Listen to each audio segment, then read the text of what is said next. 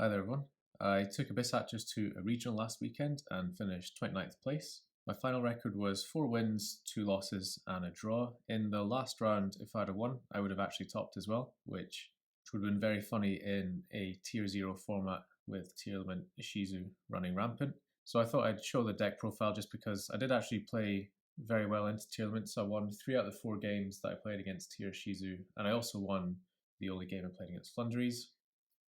So yeah, thought I'd just show the deck profile. For the Abyss Actor engine, I ran 3 copies of Superstar, 3 copies of Madonna, 3 copies of Wild Hope,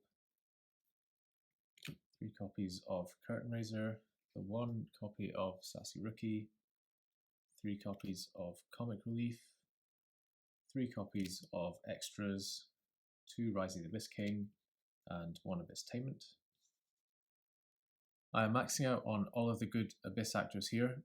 Firstly, it's just for consistency, and secondly, in testing I found that when going up against Ishizu Tearlaments, if I had 1 or 2 copies of like Superstar or Wild Hope milled, for example, it was really difficult to push through and break their board consistently, and it was also really hard to OTK, especially if I only had 1 Superstar left in the deck, because I was originally playing 2, but I decided on 3, and in the end it did work out. I bricked a few times, but I never lost a game because I had too many names milled into the graveyard.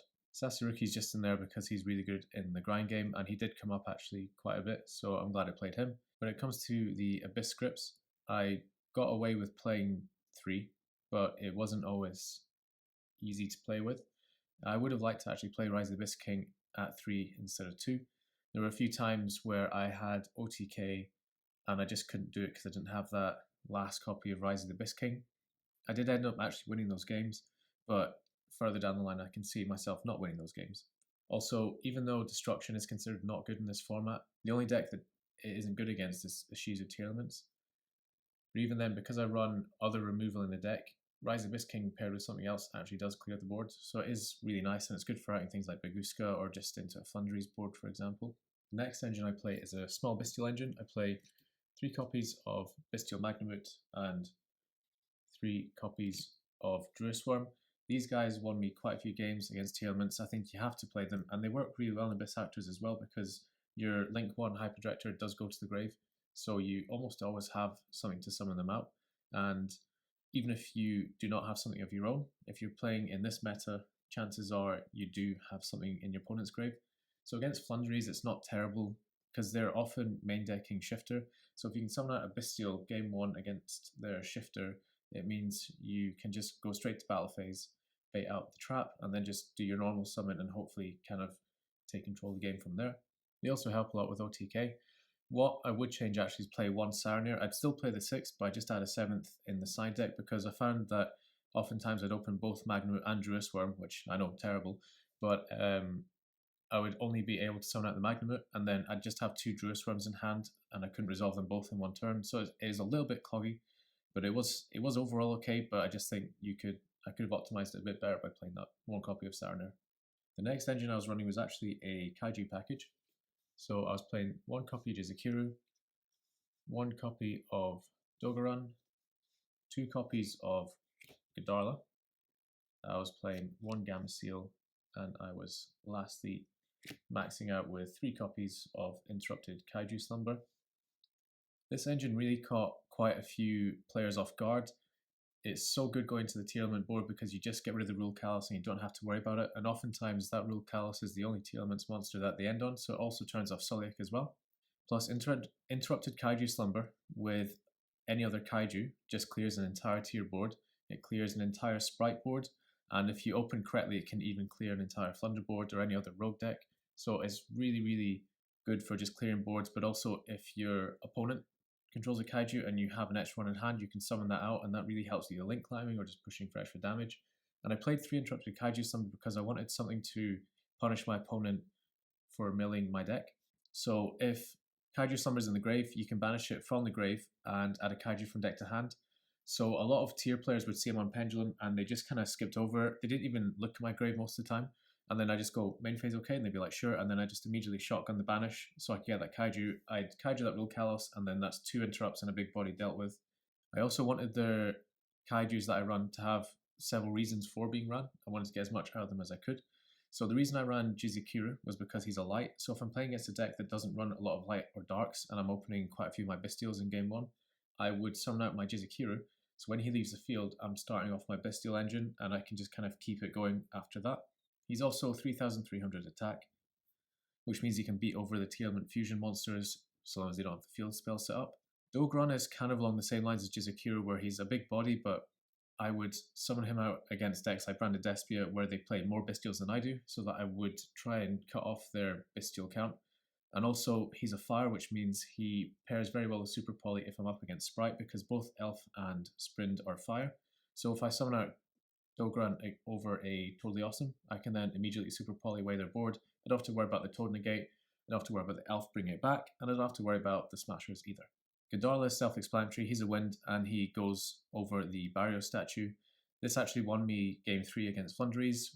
And lastly, we've got Gamma Seal. So he's the lowest attack kaiju, but to be honest, the attack values of these doesn't really matter in terms of if it's on my opponent's board, because I can easily pop it with Rise of the Abyss King, or I can just swap it with Comic Relief.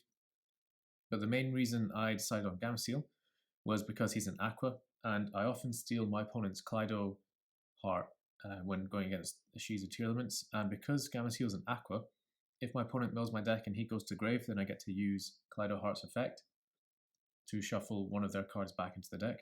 This didn't come up in the tournament itself. It did come up in testing though, and it just felt really good to use, and I couldn't find a use for any of the other kaijus, so I went with these 5, and 5 really was a good number. I never needed more than that, and I never found myself in a situation where I was clogging either. I was always able to resolve Kaiju Slumber. I feel like if I played less, I definitely wouldn't have been able to resolve Kaiju Slumber, but in most games, even against Shizu Tier, I could resolve it and then even use its banish effect to add another Kaiju to hand as well. To finish up, we have the spells. We've got 2 copies of Lightning Storm, 1 copy of Harpy's Feather Duster, 2 copies of Triple Tactics Talent, and 2 copies of Enemy Controller. This part of the deck is probably the part that performed the least well. Lightning Storm and Feather Duster are always good in Abyss Actors because we struggle with back row. Feather Duster was very good. You're always trading at least 1 for 1, and that's fine. Drawing into Lightning Storm after turn 1 is often not good because you got your scales up, but I was just worried about coming up against something like Labyrinth, for example, or Eldritch, where Lightning Storm is an absolute blowout game 1, and it pretty much guarantees you the rest of the match. Even against Tearlaments, popping their Field Spell and Celiac, it does get them a card in hand, but it also gets rid of 2 interruptions, so it's still okay to trade with, and often they'll just set an Imperm or a Heartbeat, and you can get rid of that too, so that's quite nice.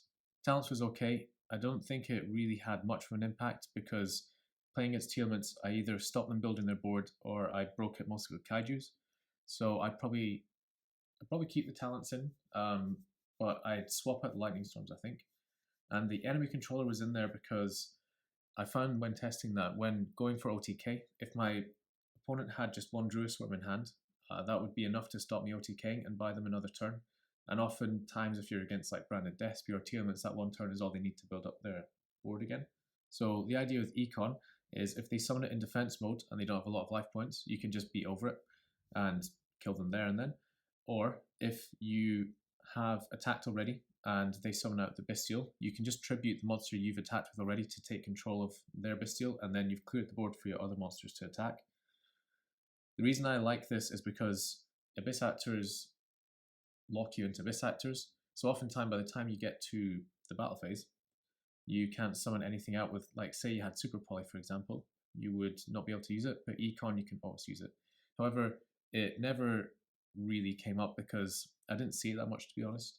It did help me out a barrier statue against Flunder game 1. I actually out the barrier statue 3 times that game, but I still lost. But I won the round overall. And the theory was that it's a quick play, so if I don't OTK, this and the Bestials help me to survive until the next turn. But I'd probably swap it out for Imperm or Desires. For the extra deck, I ran 2 copies of Hyper Director, 1 copy of Dark, 1 copy of Nightmare Phoenix, Nightmare Unicorn, the Blackluster Soldier, Soldier of Chaos. I ran Topologic Zerboros, Appaloosa, Axis Code Talker, Underworld Goddess, and Wallow. Hyper at 2 was perfect. I never ever needed 3. However, for the upcoming format, I probably will play 3 just because of Kashtira. Dark was also amazing. You can summon back a Link 2 to make an easy Link 4, or you can summon out Magnum to do the thing that everyone does and trigger it so you can add your own Bestial. Phoenix is in there in case I came up against Anti-Spell or Tikiboo. It never came up though, luckily I guess. That Unicorn was just there as a nice Link 3 to go in. If I summon out Dark and I summon off a Magnum, it gives me options to kind of shuffle something back. It also didn't come up. Blackluster Soldier, Soldier of Chaos. He's really easy to make in this deck because I run Kaijus which are all above level 7, and also 3 copies of Madonna and 3 copies of Superstar means that I also have quite a few level 7s in the deck. So BLS was my replacement for the Avramax made with IP in the tier matchup, and I think he's actually a bit better because he has the same protection as Avramax, but once you destroy an opponent's monster by battle and you put him on 4-5, he becomes very, very difficult for even a Wallow to out, and Tearalament's main out to Soldier of Chaos is Wallow. So for this deck, he was just an easier to make Avramax. Then Zeraboros, I put him in here because he's really easy to make if you can summon a Link 2 with Dark.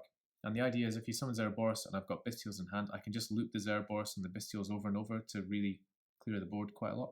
Appaloosa is in here for if I finish my turn and it comes back to me and I still have like 3 or 4 monsters on board, I'll make the Appaloosa and then I can just summon 3 of them back as well. Axis Code Talker is an easy Link 4 to make with Dark just for clearing the board, and he can get up to 5-3 quite easily as well, which helps push for a game.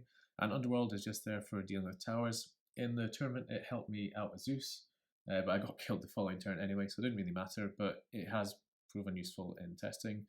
And Wallow is interesting because I've never made it, but in theory it is a really good card because you get the attack boost, because everyone's graveyard at the minute is filled, and you also get the kind of same interruption as a Bestial. It basically counts as another Bestial. I just always find myself making Dark instead of Wallow because Dark has the 2 Link arrows for the Link summoning, and also it has that effect where if it gets destroyed you can basically add any Abyss Actor you like from deck to hand. But I still think if you play a lot of Bestials, you play Wallow. To be honest, the only 2 cards that actually came in handy over the entire tournament were the Hyperdrector and the Dark. They were the only ones I went into pretty much every game. Besides that, the only card I actually summoned outside of those 2 was the Underworld Goddess. So the extra deck could definitely do some tweaking to maybe make it a bit more useful. And to finish up the extra deck, I run my Super Poly targets, my Mud Dragon, Garura, Drowsy Apelia, and Starving Venom. Extra deck space isn't tight, so I can run that higher count. I never saw Super Poly in the games I sided in, so I never summoned these guys out. But if I'd resolved it, they would have been nice. For the side deck, I was running the 1 extra copy of Gadarla. I was playing 3 Dimension Shifter. I was playing the 1 Abyss Script Opening Ceremony. I was playing the 3rd copy of Lightning Storm, and then 3 copies of Cosmic Cyclone, 3 copies of Super Poly, and 3 copies of Skill Drain. The Gadarla is in here purely for the Flundries matchup, just to increase my board breaking ability against them. D-Shifter is purely against Tearalament and Shizu. Every time I resolved Dimension Shifter, I won the game. I think I resolved it 4 or 5 times, and he won me the game every time. Even if there was only 1 time I didn't OTK, but I'd set up such a board and got my Bestials going that there's just nothing they could really do. They had to commit quite a lot of resources to make the Baguska that turn, so I was already winning that game pretty much. But yeah, the Bestials were good, but I think Dimension Shifter was the thing that really helped me kind of push for that positive win ratio against Tearlaments. I'd also like to point out that it's very easy to OTK with Abyss Actors under Shifter, so even though it does hinder you slightly, it's not enough to stop me from wanting to play it. Opening Ceremony is in here for time, but I actually think this is a really bad time card until the new support comes out, because the only time you can actually use it is if there's like a minute left on the clock and you're going first. Because Abyss Actors don't combo for a long time, and if you go first and you activates effect, you gain life points. You then just kind of have to sit there and hope your opponent doesn't summon something big enough to kill you. So I would just swap this out with the copy of Sarnir. Next we've got the 3rd copy of Lightning Storm. This is again just backroad decks or Flundries that's going in. Then 3 Cosmic Cyclone, again backroad decks, anything that might run Floodgates, also has Anti-Spell. I know a lot of decks are running Twin Twisters at the minute, but you have to discard for that, and because we don't benefit off a discard, I really wanted Cosmic so that I could just play with as many cards in my hand as possible. Plus, you're siding Cosmic in against Tearlaments, and you're also kind of siding. I think you side in Twin Twisters against Tears as well. But if Tier know they're going first, they're going to be siding in Crime. So if you activate Twisters and discard and they go for Crime, you're just negging so hard that it's not worth running for me. Super Poly, this was for decks like Branded, Sprite, but I just never saw it. It's a good card, but again, never saw it, so couldn't utilize it. So I can't say if it was actually the right call. And Skill Drain, this was in here for Sprite and Flunderies, because realistically, Sprite can only out one of these, and Flunderies just absolutely die to it. Game 3 against Flunder, he made me go first, and I set the Skill Drain, and he had Feather Duster, so it didn't matter, and that was the only time I played against Flunderies, because everything else was either Branded or Tearlaments. Except round 1, which was against Sprite, but we only got to game 2 with that anyway, so I was going second, so I couldn't side it in. And that's the full tour of the deck that I took to the regional. So my rounds were round 1 against Sprite. We ended up not even finishing game 2 because we went to time. Game 1 was really, really long, and it was actually really close. I would have won, but he sent out the Mosquito and then just crashed into my Madonna, which was exactly on 1-9, and I had 1,900 life points left. And then game 2, I got my battle phase in, and then during the end phase, time was called, so it was a draw. And at that point, I wasn't expecting to do well. All I wanted to do was beat one Ishizu player and one Flunderies player, just because I hate this meta. But I ended up doing quite a bit better than that, which was nice. Round 2 was against Flunder. He won game 1. I got Rised and Barrier Statued 3 times in that game. And I still kind of clung on, but I just scooped because I knew I was losing. Game 2, I went second, and he'd actually sided for going first. And as a result, his end board was set to pass, and I just OTK'd. And then game 3, he made me go first, so he Uno reversed me, and I luckily had enough of an opening hand to set up a board, and I also had the Wind Kaiju, so he Prosperitied on his turn, and which meant I knew I was going to survive, and then he did clear my board by just Godorlet his Barrier Statue, and then I OTK'd him. Round 3 was my first round against the Shizu Tearlaments. Bestials and Shifter won me that game. There's nothing too memorable about that. Round 4 was also Shizu Tearlaments, and it was actually really similar. Bestials won me game 1, I lost game 2, and then game 3 Shifter won me the game alongside Bestials. Round 5 was Branded Despia, I lost. I had OTK game 1, but they summoned out the Bestial Druisworm, and I couldn't OTK, and then I just kind of lost from there.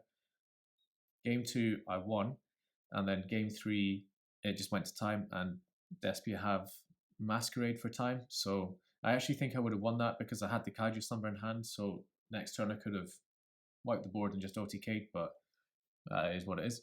And then round 6 was again against the Shizu Tearlaments, and I won this one too. I actually used the Comic Relief Superstar Bestainment OTK to win my last game against my opponent in this round. And yeah, Shifter was really, really good again, and just the Bestials helped so much. And then in the last round, I just had to win, and I would have topped, but I played against the Shizu Tearlament again, and he just built an insane board in game 1 that I just couldn't break because I opened only Engine. And then in game 2, I, with hindsight, probably should have chosen to go first in game 2 because I noticed that as soon as we were going to game 2, he just kept his deck the way it was. So I could have decided to go first, put Skildrin in, Super Poly, and with that, Bestials and Shifter, that might have been enough to make it to game 3. But game 2, he went first, and I opened Superstar, 2 scripts, a Kaiju, and something else that was useless. So basically, I bricked. And he set up Heartbeat, Sulliak, Crime, Rule Kalos, Dragostapelia, Dweller, which actually did win because I had the Kaiju Slumbering Grave, which actually would have won me the game, but unfortunately it did not. So yeah, I came really close to topping with this deck, and it was nice to play it one last time before the support comes out. And I feel like I've done as well as I could with the engine that I've got. Going forward into next format, I would actually keep the Kaiju package in because it's really good against the Shangri era, but I would take out the Bestials because I don't think they cover as many matchups anymore, but it depends on how the meta evolves basically. But anyway, thank you very much for watching, and have a great day.